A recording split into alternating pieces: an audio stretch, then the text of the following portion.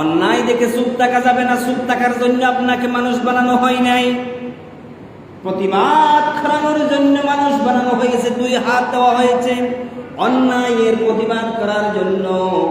2 হাতের 1 হাত দিয়ে শুধু ভাত খাবেন, আর 1 হাত দিয়ে টয়লেট সারবেন, এই কাজ নয়। শুধু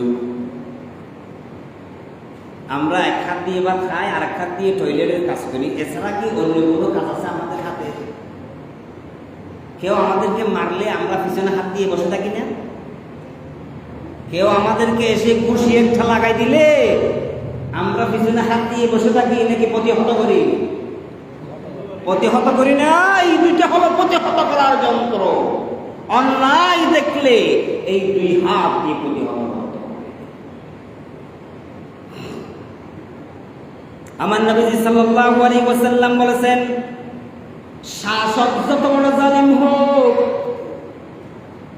সরকার যত বড় জালিম হোক, সে যখন জুলুমবাজির কাজ করবে তোমরা চুপ করে থাকতে পারবে না।